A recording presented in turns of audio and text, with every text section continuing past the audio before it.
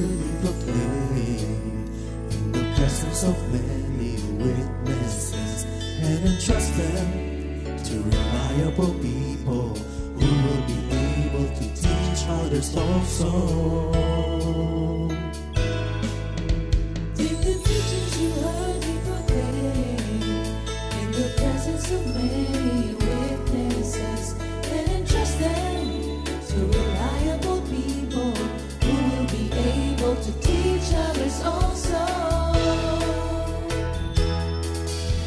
Take the teachings you heard me proclaim in the presence of many witnesses, and entrust them to reliable people who will be able to teach others also.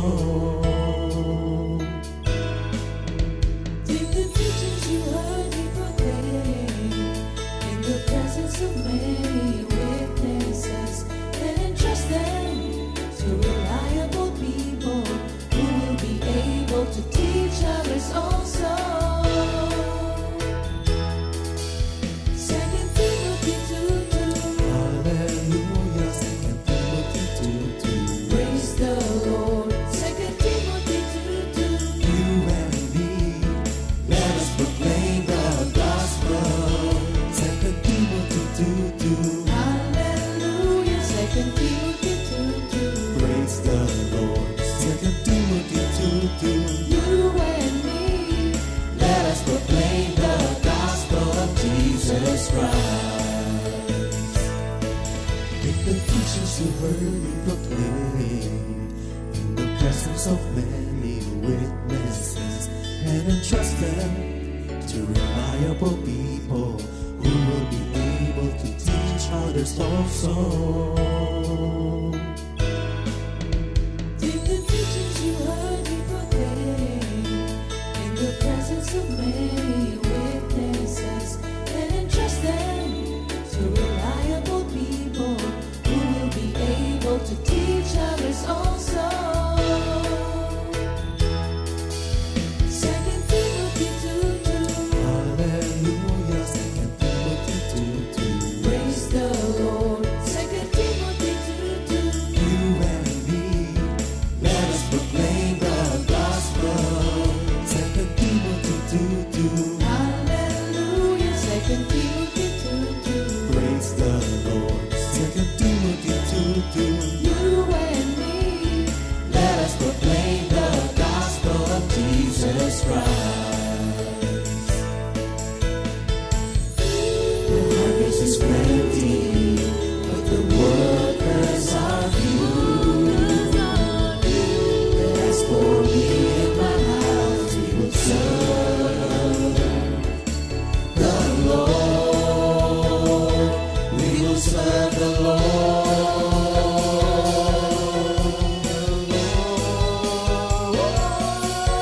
2 Timothy 2:2. Hallelujah. 2 Timothy 2:2. Praise the Lord. 2 Timothy 2:2. You and me, let us proclaim the gospel. 2 Timothy 2:2. Hallelujah. 2 Timothy 2:2. Praise the Lord. 2 Timothy 2:2. You and me, Let us proclaim the gospel of Jesus Christ. 2 Timothy 2:2.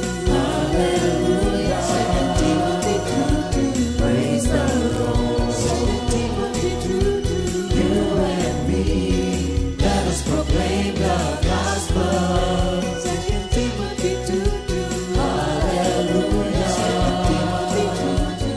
Praise the Lord. 2 Timothy 2:2. You and me, let us proclaim, live up His name, delighting the Lord for His goodness. Let us proclaim, live up His name, delighting the Lord for His goodness. Let us proclaim, live up His name, delighting the Lord for His goodness. And He's God.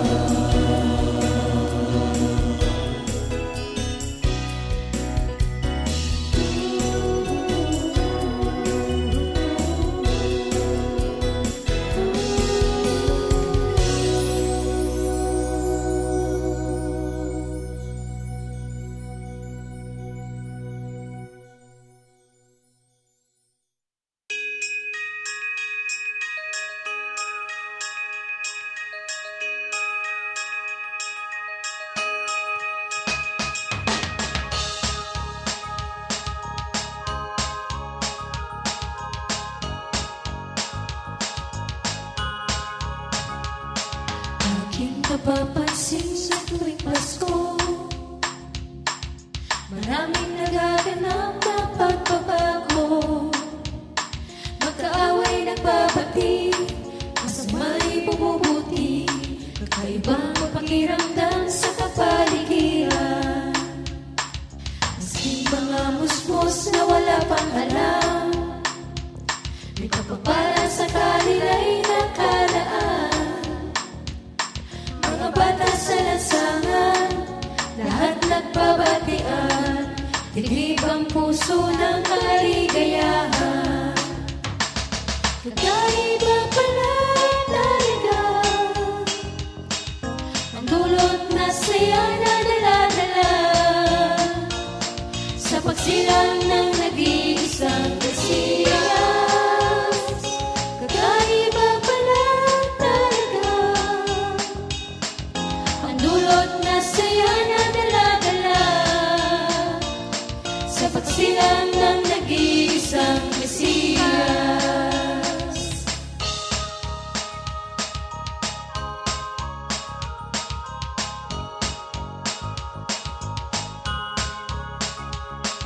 Maski mga higdat na sa ating akala, Pasko sa kanila'y balewala na. Di mo maipinta, naghala kang dala ng pagdating ng buong pamilya. Kakaiba pala talaga ang dulot na saya na dala-dala sa pagsilang ng nag-iisang Mesiyas. Kakaiba pala talaga ang dulot na saya na dala-dala sa pagsilang ng nag-iisang Mesiyas. Kakaiba pala talaga ang dulot na saya na dala-dala sa pagsilang ng nag-iisang Mesiyas. Kakaiba pala talaga ang dulot na saya na dala-dala sa pagsilang ng nag-iisang Mesiyas. Sa pagsilang ng nag-iisang Mesiyas.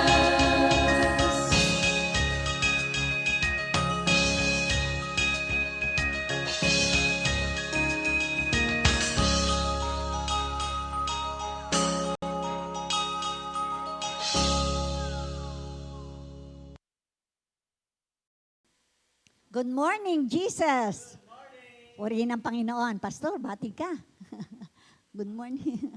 Pastor. Good morning. Yan, Jesus. purihin ang Panginoon. Yan. Binabati po namin ang lahat ng kapatiran sa ating Comfy family, North, East, West, and South. Sige, tawagin muna natin si Pastor Fred para sa ating opening prayer. Okay. Let's stay in the presence of God. Let our presence satisfy what you want from us. Dakila naming Ama. Ikaw ang nakakaalam ng lahat ng bagay sa daigdig na ito. You created everything out of your word. Salamat po, Panginoon, sa iyong mga salita. Kaya sa oras na ito, sa tulong ng iyong banal na Espiritu, pinubuksan namin ang aming puso, aming isipan at ang aming mga tenga, upang sa ganon, maunawaan namin lahat kung ano ang nais mong ipahiwatig sa amin. Sa pangalan ni Jesus, lahat po ay magsabi ng Amen. Purihin ang Okay. Panginoon. Sige, basahin muna natin ang ating memory verse for the week. Ito po ay matatagpuan sa Proverbs 4, verse 4. Ang sabi po, He also taught me and said to me, let your heart retain my words, keep my commands, and live. Sa Tagalog po, basahin din natin. Kawikaan 4:4. Yan. Tinuruan niya ako at sa akin ay nagwika, panghawakan ng iyong puso ang aking mga salita. Tuparin mo ang aking mga utos at mabubuhay ka. Ito ang salita ng Diyos. Salamat sa Panginoon. Napakaganda ng ating kinakailangan talaga yung salita ng Diyos ay panghawakan natin. Purihin ng Diyos. Sige, bago tayo magpatuloy, meron po kaming, ngayong tayo po ay 1 week na lang Pasko na mga kapatid. 7 days before Christmas. Kaya tayo po, ito pong ating series na to, yung aming topic ngayon, ito po yung pinakala sa part 2. Pang-anim po ito. At magiging sa susunod na 2 Thursday, magkakaroon po ng recording lang na ipalalabas sa ating GMJ, Sister Jam, dahil yun po ay Pasko at Bagong Taon. Yan. Nataon po na ang Pasko at Bagong Taon ay parehong Huwebes, kaya yung ating Thursday edition of GMJ ay sa susunod na taon na po tayo magkikita. Purihin ng Panginoon. See you next year na po. Sige. Introduction muna tayo mga kapatid bago kami magtuloy-tuloy at maipasok namin yung bagong topic natin ngayon na siyang magiging pang-anim sa ating part 2. Ito po ay nagpapatuloy tayo sa libro na aming reference na entitled Sons and Daughters by Rebel, na ang nagiging purpose is I am transformed. Ma-transform ang lahat ng believer. At ang second part natin ay ang entitled God is creative and so I am, and I will use my talent to reflect God's glory. Yan, kinakailangan makita sa bawat isa sa atin bilang mga mananampalataya na nakikita yung attributes ng Panginoon sa atin. Yung mga attributes na po pwede nating magaya. Kasi may mga attribute mamaya iti-take up natin na hindi kayang gayahin ng tao. Hindi po pwedeng pamarisan. Pero marami pong attribute ang Panginoon na kailangan na ating ay naipangmumuhay. Katulad po ng ating mga subtitles na na-take up na under this part 2. Ang una nga po is God is diverse and I am unique. So hindi natin po pwedeng ikahon si Lord. Na ang bawat isang nanampalataya ay dapat siya ay others. Yan, unique, di ba? Hindi po pwedeng hindi po. Oo, yeah. Wala kang katulad, kapatid.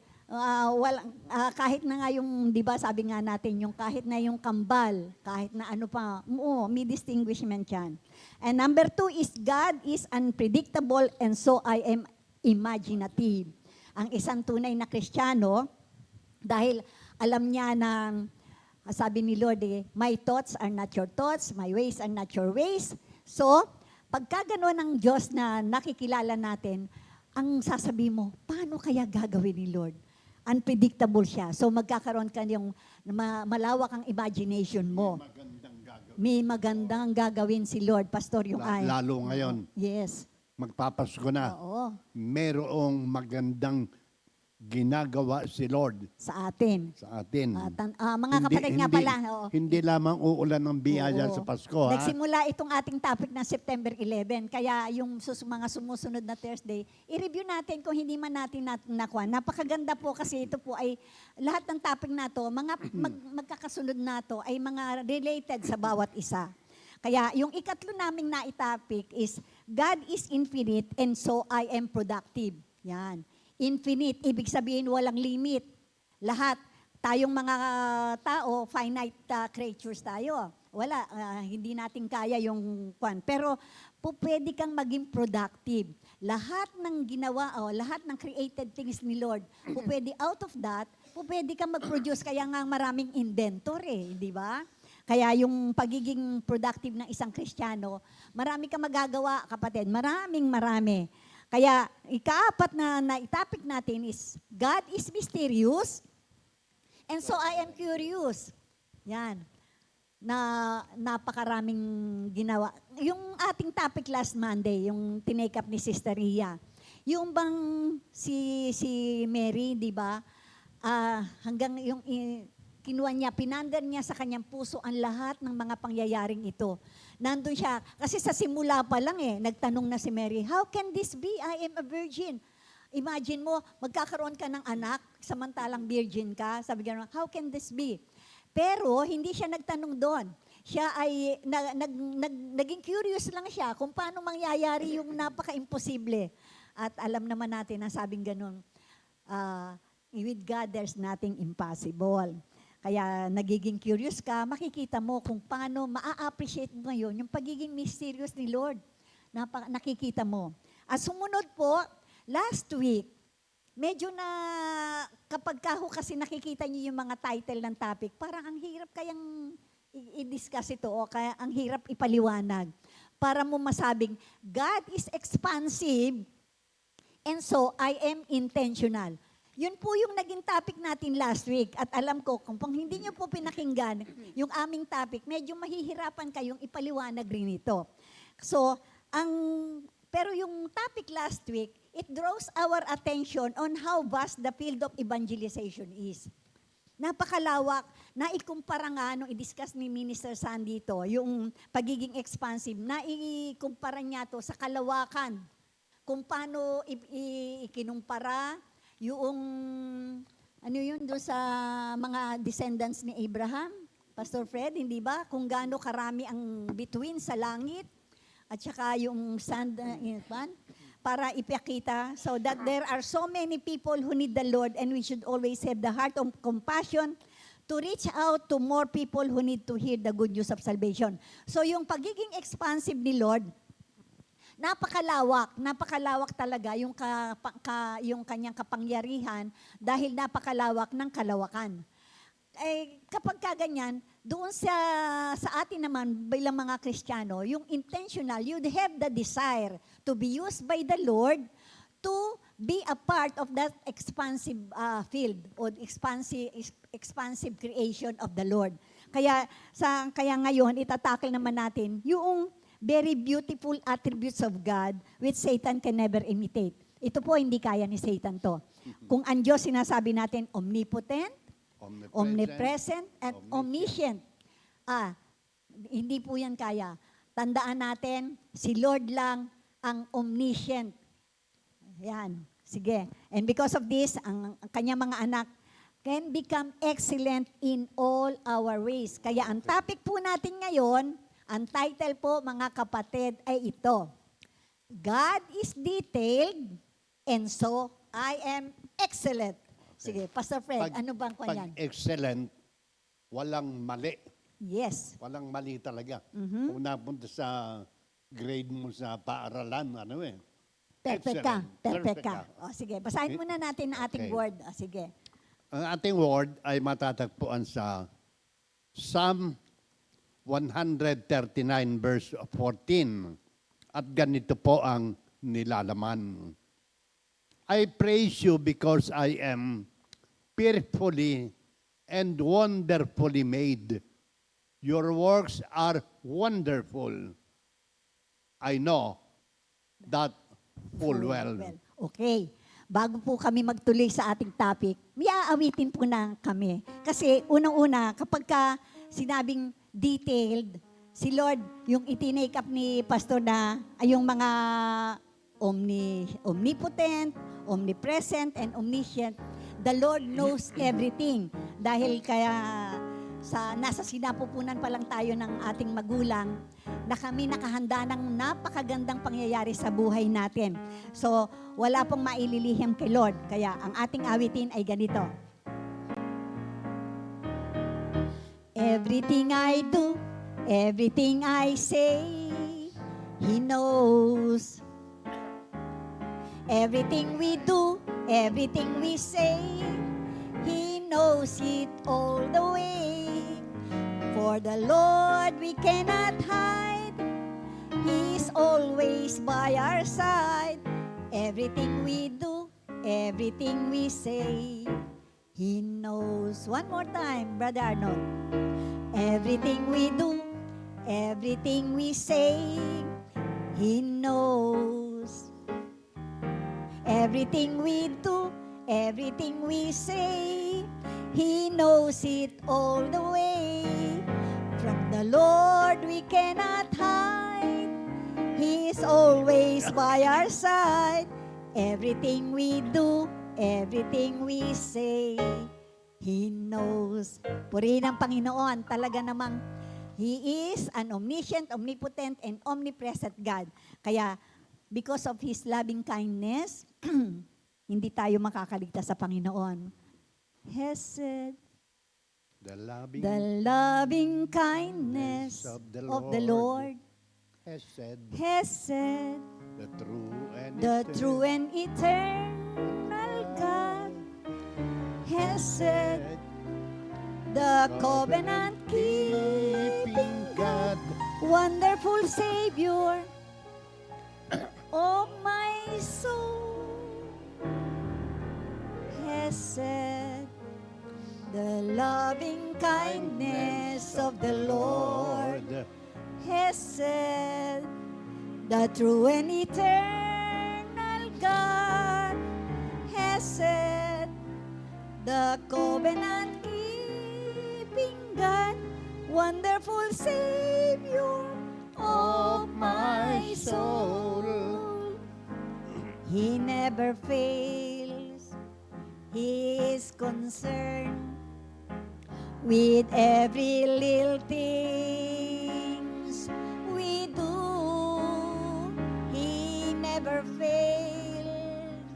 He is concerned with every little things we do.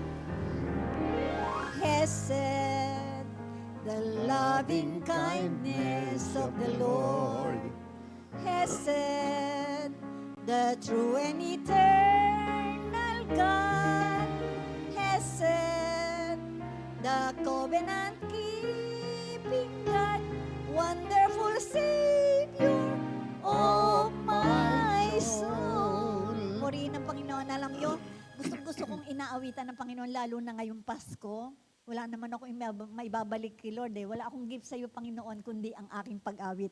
Purihin ng Panginoon. Tutuloy na namin ang aming topic at pakinggan natin si Pastor. Paano bang nasabi natin na ang Panginoon ay omnipotent, omniscient, and omnipresent? sa Jeremiah 23, 24. God's omnipresence. No one can hide where I cannot see them. Walang makapagtatago sa Diyos. Do you not know that I am everywhere in heaven and on earth? Wala. Wala kang, hindi ka pwedeng magtago sa ilalim ng kama, sa silya, kung ano man. Yes. Walang maitatago ang tao. Thank you, Lord. Sa Job 28, 23, God alone knows the way, knows the place where wisdom is found. Yeah. Ang source ng karunungan na nanggagaling sa taas ay sa Kanya lamang at iyon ang lugar na mapagkukunan. Amen. Sa Isaiah 66:18, I know their thoughts and deeds. Alam ng Diyos yung iniisip natin at saka yung ating ginagawa. I am coming to gather people of all nations. Titipunin ko. When they come together, they will see what my power can do. Yan naman yung God's Ipakikita ko sa omniscience. Kanya. Oo. Wala kang maitatago sa Panginoon. Alam niya lahat ang ating mga At iniisip. ipakikita sa atin. Yes, oo. Okay, maliwanag. Sa Na Romans maliwanag. 11, Pastor. Romans 11:34, sabing ganon. As the scripture says, who knows the mind of the Lord? Who is able to give him advice? Kaya yung karunungan ng Panginoon, hindi mo maaarok hindi ba? Yung kanya, yung pagiging omniscient niya, siya lang ang nakakaalam. Imagine mo, sabing ganon niya doon sa pero doon sa 1 Corinthians 2:16, sabi niya, we however have the mind of Christ. Kaya ang maganda doon, hindi nga natin na yung ating pag-iisip alam ng Panginoon Sabi niya nga ganon. Doon sa John 2:25, there was no need for everyone to tell him about them because he himself knew what was in their hearts. Hindi pa nga natin sinasabi hindi pa man Alam bumubuka na. yung bibig natin, alam na ni Lord eh. Ganyan ano yung katindi yung sasabihin mo. omniscience ni Lord, oo. Alam niya, naaarok niya. Yan ang hindi kaya ng kaaway. Yung makita. Pero tandaan natin, nababasa ng kaaway ang muka. Hindi niya alam ang nasa isip natin. Hindi niya alam kung ano yung nasa puso natin. Kasi pero yung sabi nga ganon, who knows the mind of the Lord? Hindi kaya ni Satan yan. Pero sabi ganon, we however have the mind of Christ. So yun ang isang maari nating makuha sa Panginoon. Alam natin. Kaya yung ating mind, kinakailangan palaging in tune with the Lord. Kasi si Satan, ang titignan niya lang yung ating countenance, Pastor. Alam niya eh. Ay, alam, alone. oo. Alam niya yun kapag ikaw ay galit. Yung mukha mo, alam mo, pagkagalit ka sa isang tao o kaya naiinis ka sa isang tao, nakita mo lang magbabago yung expression ng mukha mo, countenance mo. So alam na agad yan. Pero si Lord alam niya agad yun. Yung puso mo, isip mo, alam yan. Pero si Satan hindi niya alam yan. Pero nalalaman lang ni Satan na di-discern niya because of the expression of our face. Yan. Kaya napakahalaga po na tayo, sabi nga niya, be joyful always. Kaya pinapayuhan tayo ng Panginoon, maging clean yung ating heart. Yan. Paano naman yung God's omnipotence? Yung paano, Sa how Psalm powerful? 68:34, proclaim the power of God. Nauutos sa atin na iyong kapangyarihan ng Diyos, whose majesty is over Israel, whose power is in the heavens. Kinakailangan Nasa taas ipunoproclaim talaga. natin. O pinapahayag natin yan. Yung kapangyarihan niya. Psalm 147 verse 5. Great is our Lord and mighty in power. His understanding has no limit. Limit. Yan Amen. ang sinasabi natin. Kaya pinag-aaralin natin Yan. to. Kaya namin na-discuss po itong tatlo na to na attributes ng Panginoon. Napakahalaga po itong tatlo na to na maunawaan natin dahil pagdating dito sa topic nating God is detailed, so I am excellent. Kaya meron pong believer's confession tayong dapat munang gawin bago tayo magpatuloy sa ating topic. Pastor Fred, ano ba yung believer's confession na yan? Okay. God knows every detail of our life. Alam ang detalye ng lahat ng nangyayari o nararamdaman o ang emosyon and everything. In Him we live and move. Amen. I am full of His love. His creativity, He is enough for me and I am enough for Him. Amen. Hindi ka na maghahanap ng iba pa. Amen. Kasi alam nyo, detalyado si Lord sa atin. Kasi nasisinapupunan pa lang tayo. Kaya yung Psalm 139, I am fearfully and wonderfully made by the Lord. Nasa sinapupunan pa lang tayo ng ating mga magulang, na ating ina, di ba? Detalyado na yan. Nakaplano na si Lord para sa buhay natin. Napakaganda po nito. Kaya yung details matters in everything. When we say detail, it means the comprehensive overall matters that pertains to living. Kaya, Pastor, ano nga ba yung meaning ng detail? Ito po yung kasi sabi ko nga, ano ba yung detail sa Tagalog? Ang detail, Parang iniisa-isa. Iniisa-isa, hindi ba? Parang yun hindi natin maipaliwanag masyado sa Tagalog kasi parang lalabas na detalyado. Kung yun eh. Talagang detalyado siya. Oo, yun ang Walang Tagalog natin sa problema. detailed eh. Ang ibig sabihin po ng detail, the small elements that collectively constitute a work of art. So, yun po yung iniisa-isa mo para ka makakompose ng anything, no? At a part considered or requiring to be considered separately from the whole. Kumbaga, yun nga, yung katulad ng yung ingredients, hindi ba? Iisa-isahin mo yung ingredients na yon para makabuo ka ng isang luto, masarap na pagkain. Ito. A selection for particular task of a person or a body of person. Ito yung, comprehensive matters Lahatan. that pertains To to living. Oo. Pag sinabi mong comprehensive, Lahatan yun. lahatan yan. Kung napunta sa insurance ng kotse, Covered lahat. Covered lahat. Covered lahat. Walang maidi-deny Oo. ang insurance company kapag ikaw merong comprehensive policy. Aha. Detailed. Detail dyan. Detailed talaga. Purihin ng Panginoon. That is our God. Mhm. He is in the detail Of of our lives. our lives. Yan. When it comes To to attend. attention to details, God God is is the master. He is the ultimate. the ultimate artist, skilled and excellent in all he does. Kaya ngayong Pasko, meron ho kasing isang awitin na standard na po pwede nating ilagay sa spiritual na nagpapakita na si Lord ay detailed. Siya ay bago magbigay ng blessing, meron rin siyang nire-require sa bawat isa sa atin. Ang sabing ganun doon sa awitin na kwan. Sabi niya, you better watch out. You better not cry. You better not pout. I'm telling you Walang why. sisimangot. Jesus Christ is coming to town. Sabayan na yung, sige. Ayan si Minister Sang. Pasko eh. You better watch out. You better not cry. You better not pout. I'm telling you why. Jesus Christ is coming to town. One more time. Sumabay kayo mga kapatid. You better not, you better watch out. You better not cry.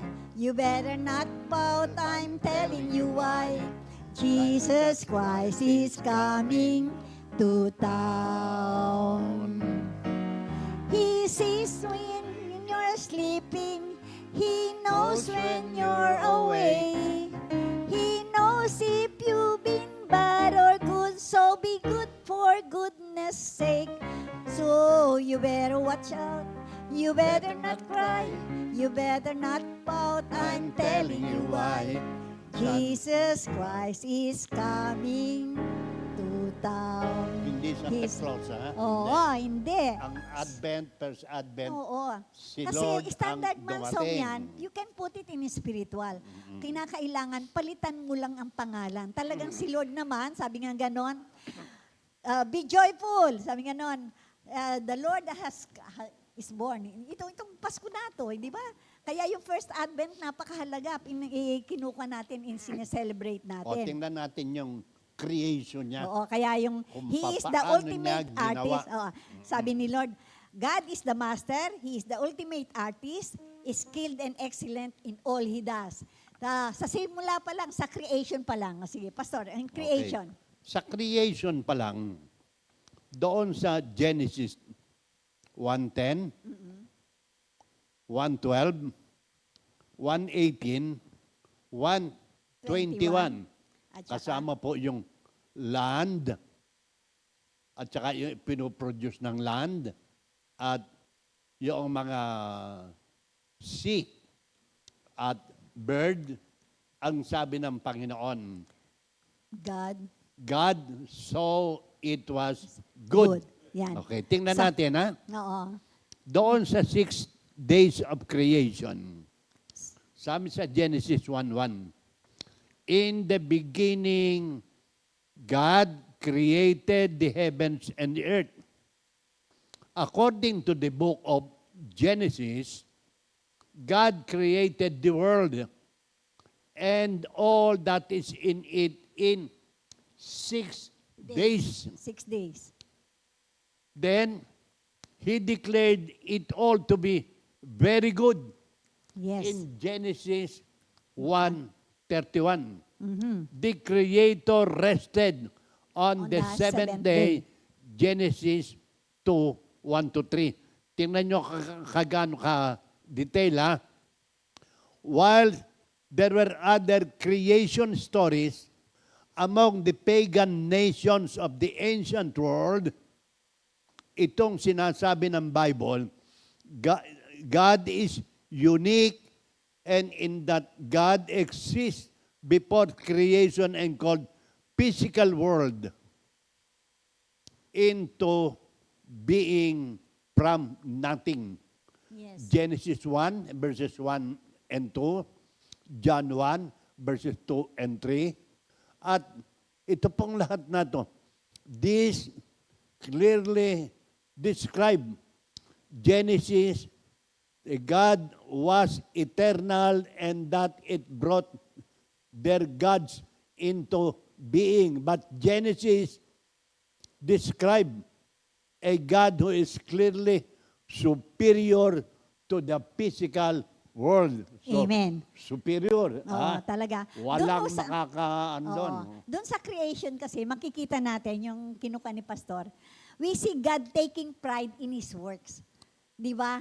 Nakakatuwa nga kasi mismong nauna si Lord na tuwan-tuwa siya. Makita mo, imagine niyo, pagka imaginative ka, doon sa kwento ng creation, pagka nag-create siya, meron siya palaging kaduktong pastor, hindi ba?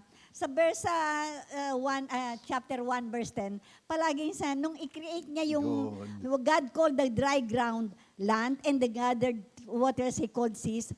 And then God saw it and it was good. Sinabi niya, God saw that it was good. Palaging meron siya, uy, ang galing, sabi niya. Na-create niya yung land and sea. Yun yung sa verse 10. Pagkatapos, doon sa verse 12, na-create naman niya yung land, produce vegetation, plants bearing seed according to their kinds and trees, bearing fruit and seed according to their kinds. And God saw it, it was very good. It was good. Okay. So, ando na naman. Kaya yung sinasabi mo diyan, Yung mga theory ito ha, Oo. itong mga theory ito na sinasabi ng Bible, the powerful God who created the world also presides over its destiny. yes. You are my destiny. Oo, siya rin ang My future is in the your hands of the Creator. Oo, Yan kasi ang yun ang pinakamaganda kwan niya. yan. Kaya yung pagkakadetalya ng kanyang pagkikreate, siya rin ang nagpapasya kung ano yung mangyayari dyan.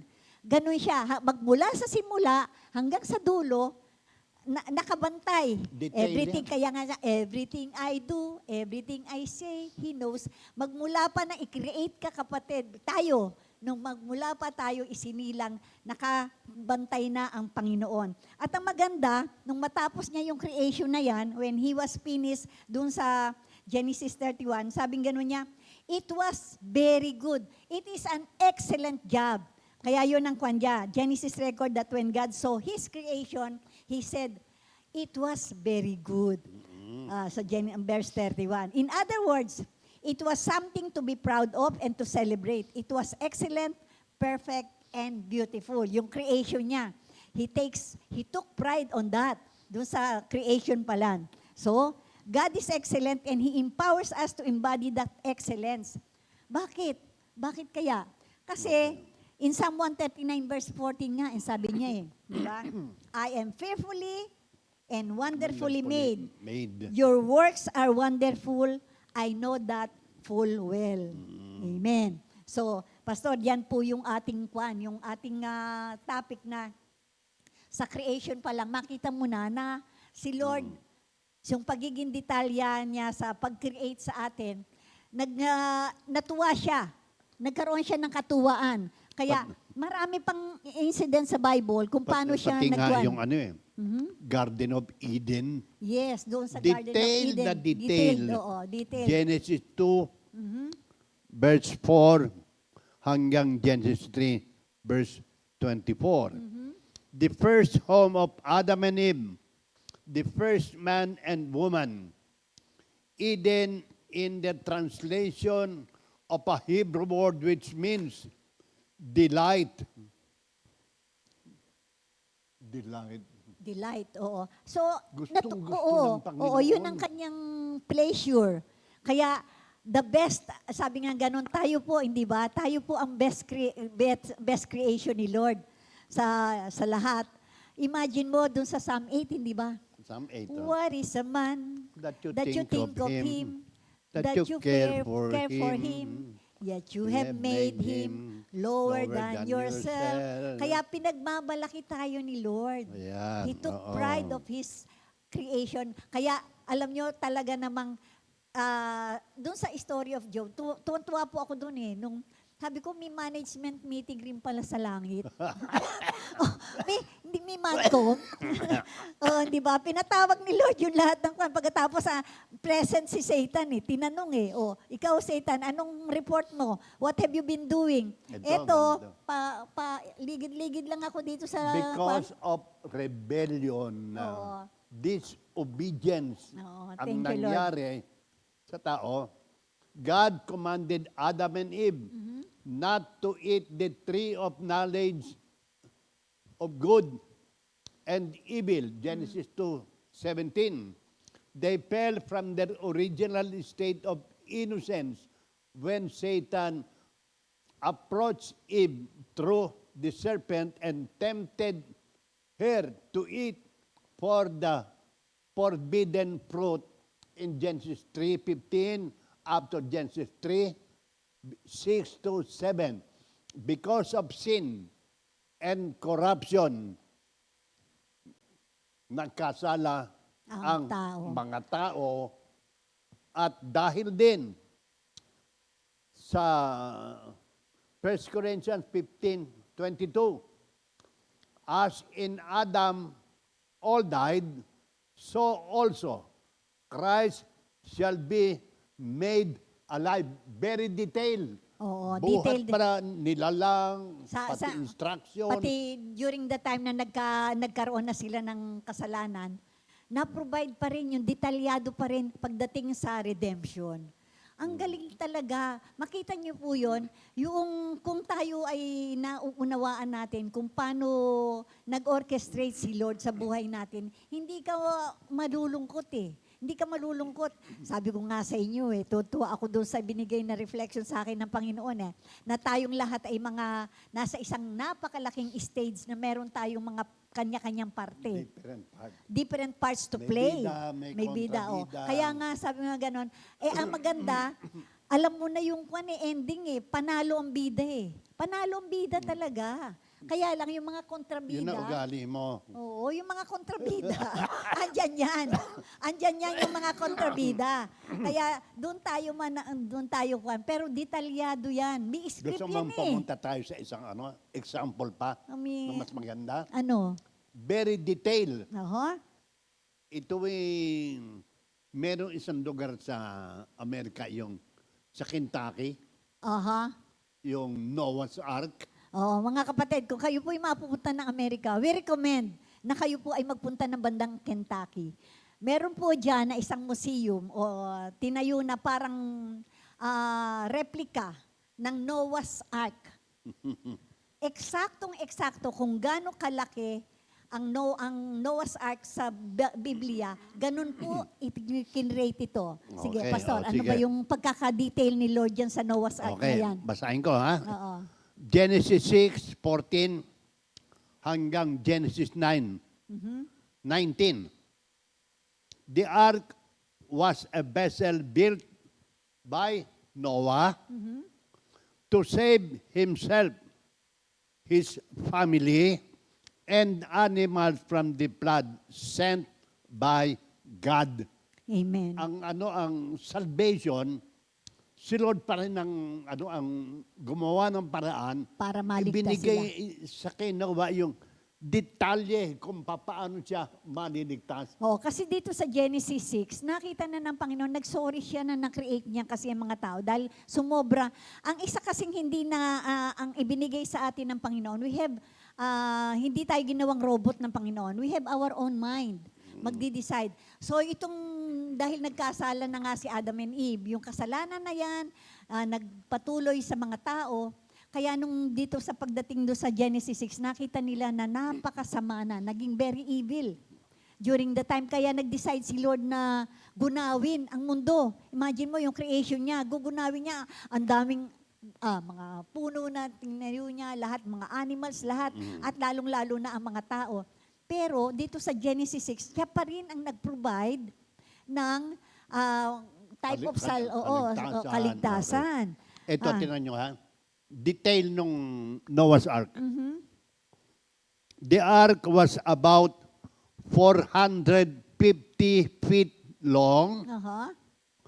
75 feet wide, 45 feet high, with 3 decks. Ganon-ganon po yun sa At Kentucky. ito po ang Oo. sabi ng mga scholars ay ito. The vessel of this size would hold more than 43,000 tons. Nako. Oh, tingnan nyo. Kaya ang lalaking animal na pumasok, imagine mo yung elepante. yung mga hippopotamus, imagine mo. Kasi doon yung pinapasok ni Lord, ang good animals, yung mga good, tigda-dalawa eh. Tig-iisa lang yung mga salbahe eh. Pinasok pa rin naman yung mga salbaheng animal eh. Yung mga imagine mo. Kaya itong Genesis 6 na to, it detailed God's instruction to Noah for building the ark. Yung sinasabi ni Pastor kung gaano kalaki.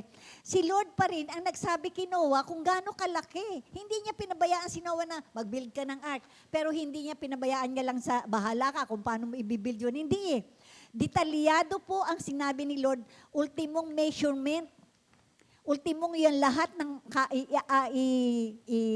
aakyatin sa arko. Naka-detailed. Imagine mo yan, sinabihan niya, nakasulat lahat yan. So, naging excellent yung trabaho ni Noah because of God's detailed instructions. Yan. Yes. Okay, tingnan natin. Tuloy natin ng konti pa. Numerous, aftermost a year on the water, the ark came to rest on Mount Ararat in what it is now Turkey. Yes. Numerous attempts across the century to find remains of the vessel has been futile. Yeah. Alam niyo po ba, kung hindi si Lord ang nagbigay ng instruction para kung paano niya i-build itong ark na to, palagay niyo kaya magtatagal yan doon sa water at saka yung bagyo. Yung kumbaga gaano kalakas yung tubig na yung higit pa sa na-open yung langit para ibagsak lahat ng rain. Imagine mo kung gaano kalaking mahigit pa nga doon. Hindi ba meron silang measurement sa bagsak ng rain?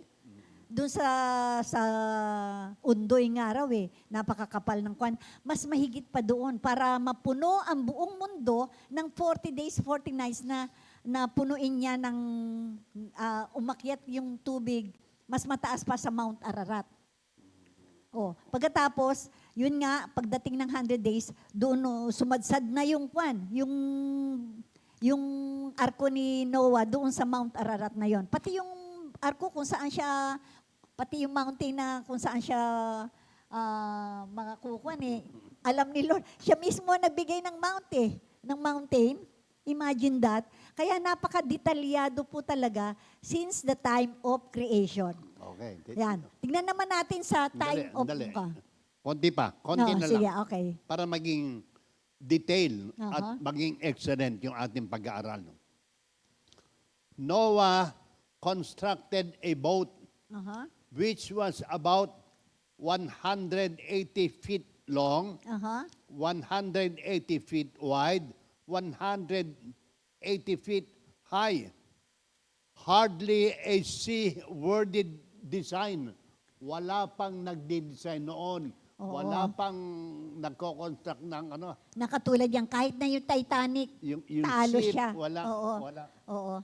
Iba yung... Sino ang unang-una na designer na nag-detail ng isang barko? Oo. Imagine mo, hindi pa nauuso yung mga gumagawa ng kwanan. Si Lord nauna na di ba? Hindi ba kayo natutuwa doon sa imagination na imagine mo si Lord, siya ang engineer. Ang tawag ba doon? Anong tawag doon sa mga nagtatayo ng barko? Hindi ko yata nakuha lang yun. Ang mga shipbuilder. Mga shipbuilder. Ang unang shipbuilder si Lord. Oo. Ginamit niya lang si Noah para pero yung instruction kung paano, lahat detalyado, detailed. Lahat yun, kung paano niya gagawin. At nakakatuwa po, makikita niyo po yan kasi meron pong parang meron doon yung parang movie doon sa Kentucky na yon. Kung paano sila, oo. Inimagine po yun. Isinulat po. Hindi po nakasulat sa Bible yon. Pero doon sa kwan na yon, meron po silang mga kwan doon na video clippings na kung paano nila inimagine, kung paano nabuhay si Noah at siya, ang kanyang pamilya doon sa arko ng 40 days, 40 nights na bumabagyo and after 100 days, di ba? Para humakwan sila, para sila magkaroon ng malinis na tubig, yung pagkain na in-install, at saka paano nila inilagay yung lahat ng animals. 3 decks yun eh. Pati yung pagkain. Kumbaga, doon sa design ng Noah's Ark, doon sa Kentucky, yung pinaka-third floor, yung pinaka-first deck sa itaas, doon po sila, yung sa itaas hindi yung first deck sa ilalim, doon po natutulog sila Noah. Ang ganda. Parang hotel na maganda. Ngayon po, yung mga luxury liner na nakikita natin, parang ganun din ang ginawa nila at napakagaganda. Pero walang panama doon sa ginawa ni So Lord. lahat ng barko, Oo. Doon nagmula. yung Yun ang design nila, kinuha dito. Basis yan. Oo. So, Kung paano silang kwan. detailed Napakaganda. yung kanyang pagkakagawa, kaya ginawa ng tao, kinopya. Oo, kopya lang. At Walang ginawa nilang- original sila. Actually, they are not the original shipbuilder. Pero hindi excellent yung ginawa nila. Oo. May lumubog pa nga eh. Oh, yes. Oo. Totoo yan. Okay. Oo. So, Salamat sa Diyos. So, yung sa Noah's Ark, in the New Testament, nasa New Testament tayo, Noah spoke of the flood and of Noah. And they are comparing in the days of Noah with the time of the coming of the Son of Man. Amen. Matthew 24:37 to 38, Luke 17:26 to 27, and other references to the flood includes Hebrews 11:7, 1 Peter 3:20, and 2 Peter 2 verse 5. So ang lahat ng provision, lahat ng design, lahat ng protection nag-originate sa isang Diyos na detalya kung gumawa at detalyang binibigay sa atin ang buhay natin para Amen. tayo marigtas. Kaya yung second advent, mga kapatid, diyan po ikinumpara sa Matthew 24. Na yung mga binanggit ni Pastor. Sabi nga na, on the last days, it will be like during the time of Noah.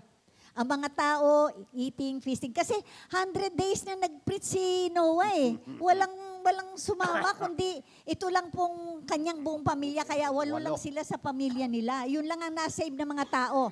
Including yung mga animals na pinapanik ni Lord sa loob ng arko. Imagine that. Kaya nga sabing gano'n ni Lord, on the last days, it will be like during the time of Noah. Nagpipreach, katulad po nitong GMJ natin, naririnig niyo po ang mga salita ng Diyos, nakakapag-preach po tayo. And yet, marami pong tao, they rather choose yung magsaya, ayaw nilang intindihin na this is the time to think of your salvation. Dapat, Jesus Christ, ay tanggapin na natin. Because Noah's Ark is the type of Christ during the time of Noah. Yung Ark is the type of Christ during the time of Noah. Doon po, yun ang type ng salvation. But on the last days, it is Jesus Christ. He is the only way, the truth, and the life. No one goes to the Father except through Him. Kaya sabing gano'n ni Lord, on the last days, pag hindi mo tinanggap, puro ka, sige, saya-saya ka, ayaw mong intindihin ang salvation mo, sige. It will be like during time. Ito na ang bagyo, ito na ang last days, ito na yung darating na dilubyo. And yet, saka ka lang sasabi, imagine niyo yung mga tao na gustong sumakay ulit sa barko, sala na, sarado na, di ba? Kaya, yun nga, naikumpara po ang salvation natin. Second Advent. Oo nga, ayan. Sige. Ngayon, punta naman tayo sa time ni Moses. May isa pang maganda kung paano mo ipinicture si Lord sa Old Testament, yung pagiging detail niya. During the time of Moses, doon po sa Exodus 30, dinetail naman ang instruction, God's instruction to Moses for setting up altar o the tabernacle together with all its furniture.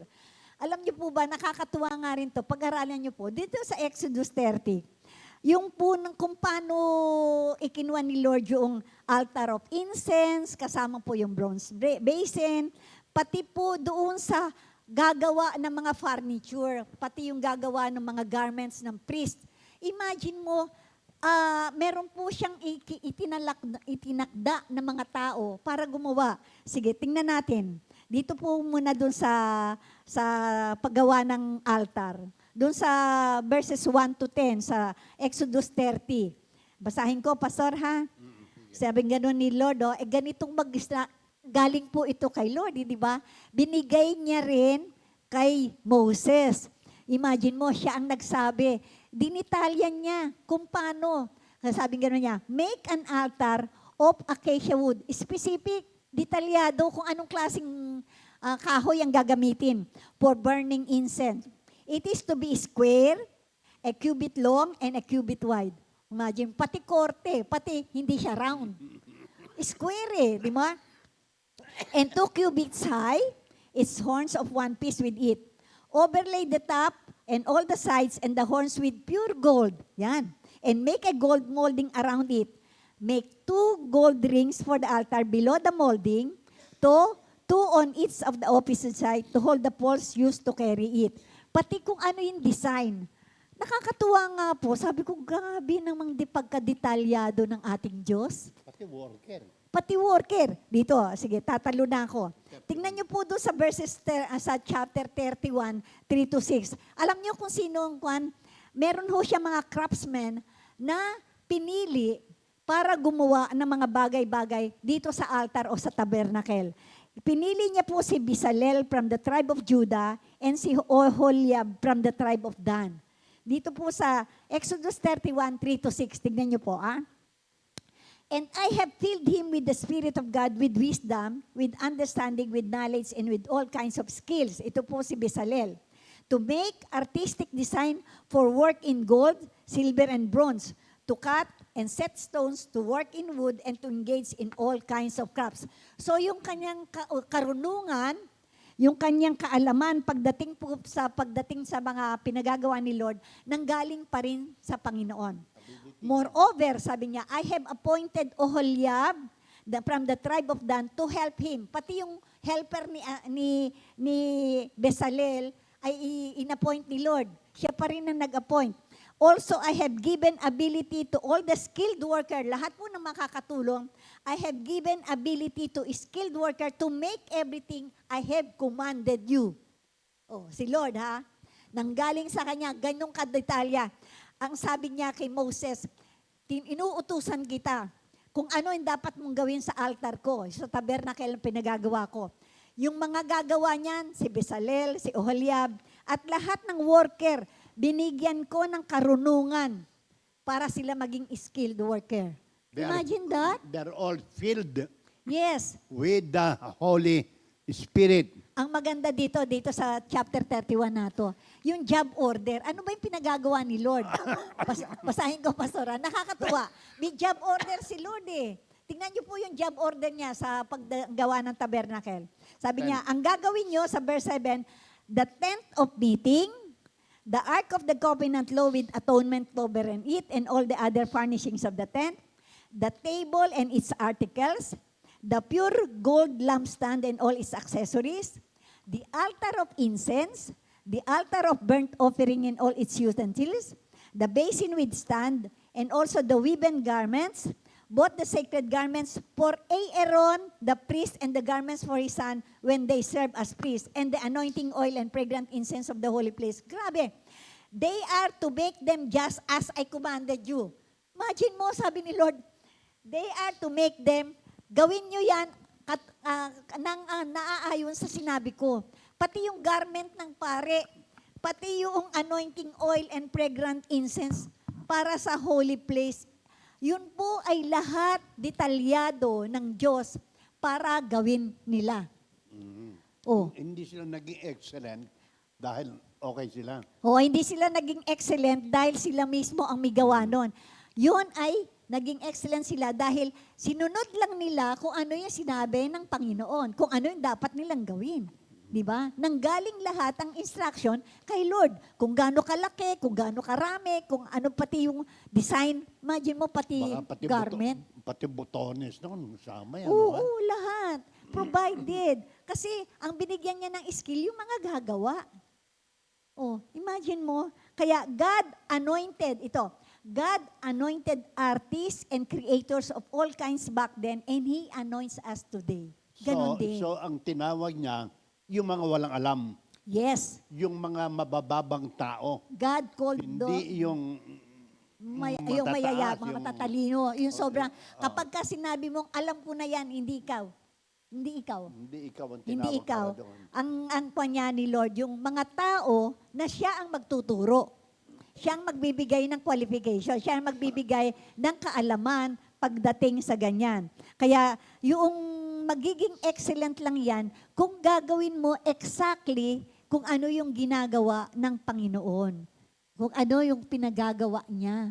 Di ba? Ang galing. Kaya dun sa, from the time of Noah, andito kay Moses, kaya nga tayo, and He anoints us today. Tayong mga believer ngayon, ano bang pinagagawa ni Lord sa atin? Ganito po sa Colossians 3:23. Sabi nga, whatever you do, in words or in deeds, whatever you do, work at it with all your heart as working for the Lord, not Not for- for human masters. Okay. Lahat ng ginagawa mo, di ba? So, diligent ka. Diligent ka. Hindi basta ano lang, Basta-basta lang. makagawa lang, hindi. Hindi eh. Oo. Hindi talaga. Pag sinabing excellent, Talaga. you give all. You give all, everything. Ang instruction mo, kay Lord nang nanggagaling. Hindi ka basta mediocre lang yung So, na. Oo. Excellent yung job order mo. Walang mali dahil sinusunod mo in whatever you do. Do it with all your heart Amen. as working for the Lord, not For human masters. masters. So, working with diligence and excellence is a form of worship. Kasi ginagawa mo yun para sa Panginoon eh. Hindi para sa tao lang eh. Kaya it is a form of worship. Iniaalay mo sa Panginoon. It is a way of pointing to God and giving back to Him all the glory due Him alone. Hindi sinasabi mong, galing ko. Hindi, no, hindi ikaw ang magaling. Sasabihin mong, all glory and honor belongs to the Lord. Kaya ka magaling dahil pinagaling ka ni Lord. Hindi ba? So, yan ang may diferensya nung sinasabi yung tao na mayabang, prideful people sa excellent people. Anong ibig sabihin nun? Yung prideful people, kapag ka sinabi mong prideful people, they use their word to bolster their ego and serve themselves. Yan yung ako ang magaling. Yan yung si ako. Yan ang mga kwan. I-claim all the glory and thinks that all his abilities are out of his own talent. Yan, kaya ako yumaman dahil alam mo naman, iba ako, others ako, yung ganyan. Yung mga ganyan maririnig mo. Pero, at yan ay nagluluwal o nagbe-birth out of comparison. Nagmumula sa pagko-compare mo sa iba. Kino-compare mo palagi yung galing mo sa iba. Hindi ako katulad yan. Hindi ako katulad nila. O, diba, mga tamad kasi yan. Kaya ganyan. Yung mga ganun ba, yan po yung mga prideful people, yung mga miyabang. Miyabang yan eh. Pero yung tinatawag na excellent, iba yun eh. Pag sinabing excellent people, anong ginagawa nila? Ang excellent po ito, this is achievable. Aha. Kaya eh. Kaya? Kaya. Lalo na't kung believer ka na, di ba? Kung Kung? believer ka, number one. Mhm. Kung patuturo ka. Aha. Pangatlo, kung yung itinuro sa iyo, susundin mo. In every detail, ba't sabihin, apat na pako lang nga ilagay mo riyan. Kasi iyan, pag nilagay mo ng 5 pako, baka pumutok yung kahoy. Ayan. Oo. Okay. Ayan, sabihin mo gano'n. At saka nagko-confess ka, nasasabi mo, hindi ko kaya yan kung hindi ako tutulungan ni Lord. Pray muna tayo. Yan. Palaging si Lord muna. Hindi ba? Kaya sabi nga, they cannot do anything without the Lord. Di ba? Sige. Lord, I am nothing without you. Yan, kaya pagka ganyan, excellence is birthed out of love. Love for craft, love for truth, for art, and most of all, love for all peoples. Amen. Kaya salamat sa Panginoon at bago kami magtuloy-tuloy pa, bumating muna tayo mga kapatid ng mga may birthday ngayong December 18, Pastor. Batiin natin si, naku naman, dapat mag-blow out ka, Minister Jerry Orlina. Birthday niya, kasi si Trina, nasa Bohol. Trina Hapin, anak ng aming mga inaanak na si JR at saka si Jamie, Sister Esperanza Mendoza at si Brother Luke Aquino. At sa happy anniversary, si Brother June and Sister Gemma Digmaano. Kapatid mo yan, Minister Arnold. Si Brother June, Sister Gemma, happy anniversary. Sige, Brother Boang, batiin muna natin siya.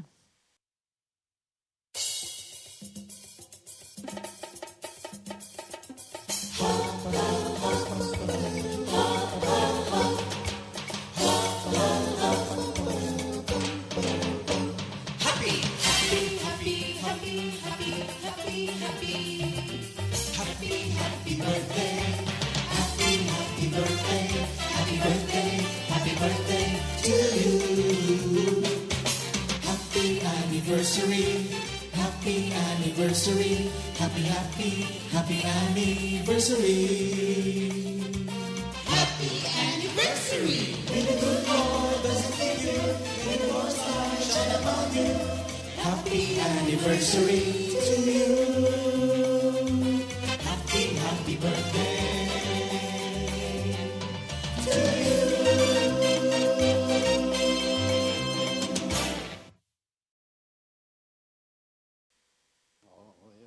Yes, purihin ang Panginoon. Happy birthday mga kapatid and happy anniversary.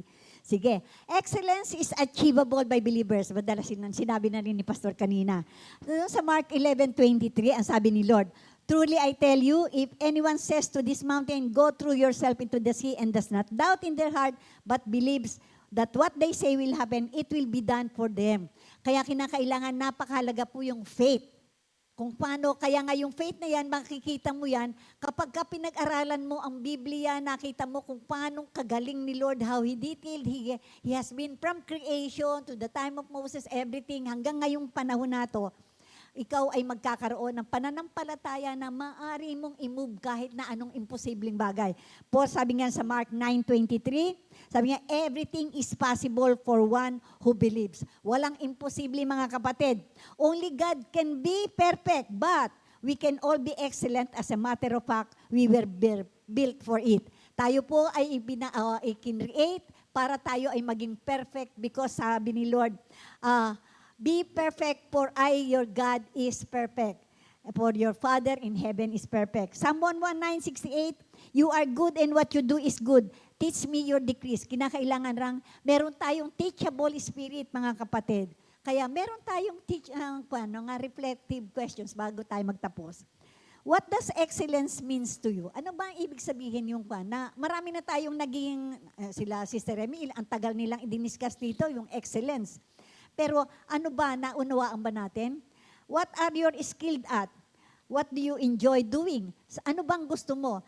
Natutuwa nga ako dun sa aking anak ngayon na si Bong.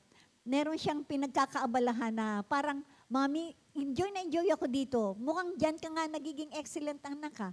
Nagkakaroon siya, carpentry po yung napaglilibangan niya. Nakakagawa siya ng mga bagay na akalain mo bang magawa ng anak ko yun? Kaya natutuwa po ako sa nangyayari sa kanya. Kaya, do you struggle with diligence and excellence in your work? Nag-i-struggle ka ba? Tuklasin mo, meron kang talent na ibinigay ang Panginoon. Are you in the detail of all your tasks? Can you relate to the attributes of God pertaining to being detailed in all things?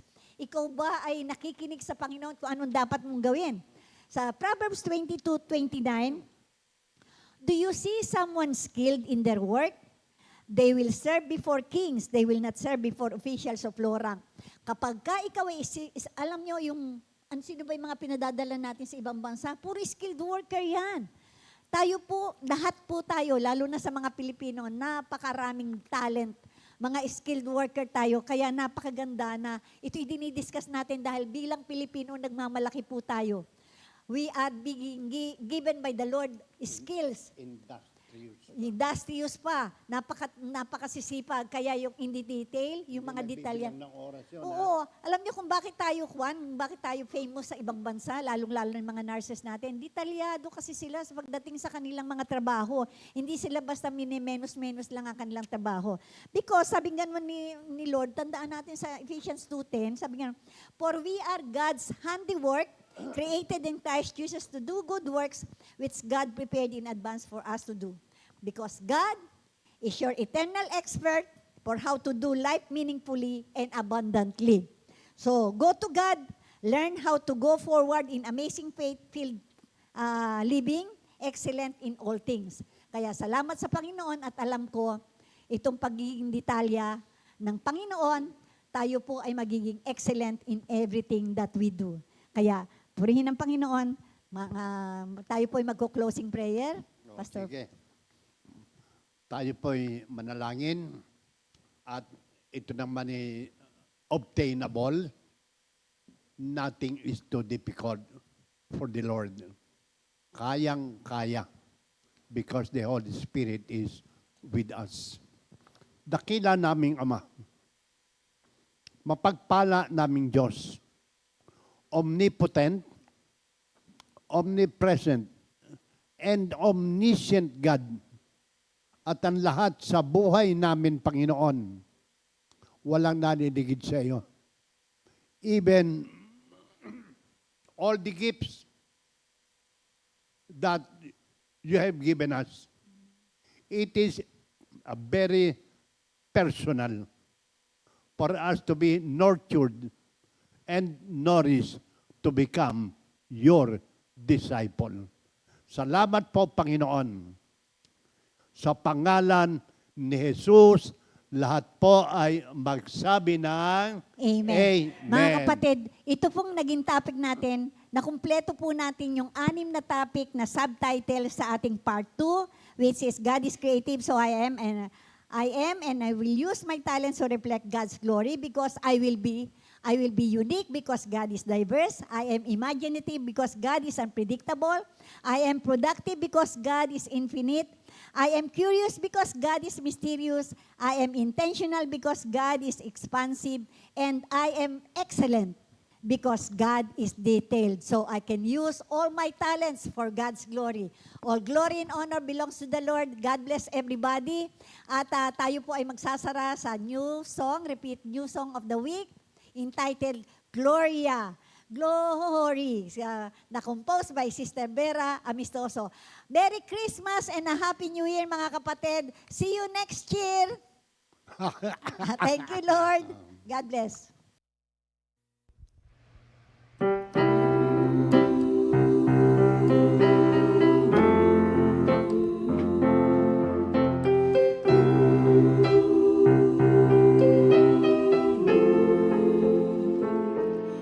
We have a story that everyone knows, but I want to tell it to you again.